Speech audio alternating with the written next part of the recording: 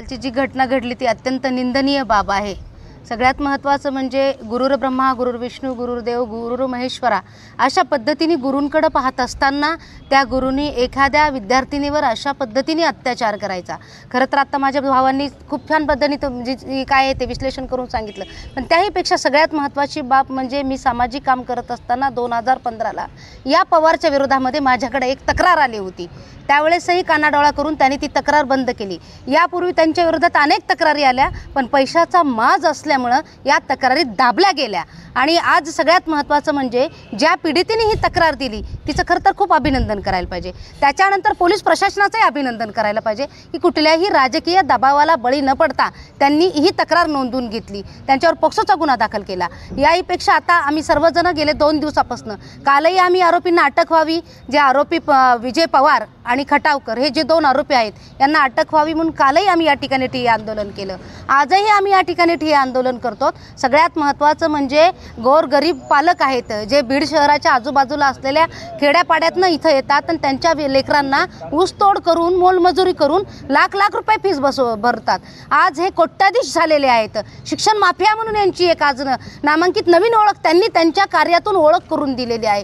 जर अशा नराधामांना इथं जर अटक झाली नाही तर आम्ही कुणीही शांत बसणार नाही। आम्ही कोर्टाला एक विनंती करू, न्यायालयाला एक विनंती करू की फास्ट ट्रायल कोर्टामध्ये हे मॅटर चालावं, त्यांना लवकर अटक करावी आणि त्यांना फाशीची शिक्षा द्यावी।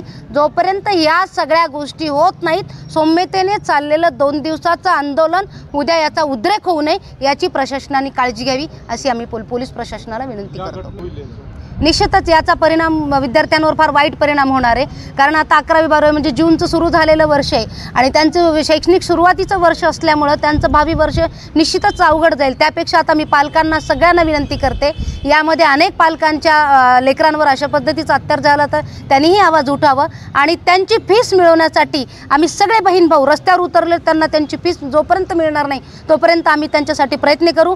पवार आणि खटावकर हे आता ब्लॅक लिस्टमध्ये म्हणून सोडून द्या, दुसरीकडे तुम्ही तुमच्या चांगल्या पद्धतीने ॲडमिशन घ्या, त्या ठिकाणी तुम्ही अभ्यास करा। आणि खरं तर खरा अभ्यास करणाऱ्यांना कोचिंग क्लासेसची काय गरज असते हो? शाळा ट्युशनमध्ये आपण फीस कशाच्या देत होतं, ते कशाचं एवढ्याला हे घेतात? मग वेगळ्या क्लासेसची काय गरज आहे, वेगळ्या ट्युशनची काय गरज आहे? शाळा आणि महाविद्यालय फक्त प्राध्यापकांना लाख 1.5 लाख पगार देण्यासाठीच झालेले आहेत का? या ज्या संस्था निर्माण झालेल्या आहेत त्याच्यासाठीच झालेल्या आहेत का? 50 60 लाख रुपये ह्या शिक्षकांकडनं घेतात आणि त्यांना पगार लाख 1.5 लाख रुपये देतात। विद्यार्थी काय वाऱ्यावर सोडतात का? सगळे कोचिंग क्लास बंद झाले पाहिजे। प्रत्येक शाळेवरती स्ट्रिक्ट कॉलेज त्यांचे पिरियड झाले पाहिजे आणि प्रत्येक कॉलेजमध्ये व्यवस्थित पिरियड होऊन त्यांचा रिझल्ट दिला पाहिजे। क्लासेसच्या जीवावर मायबापांना ठेवू नका।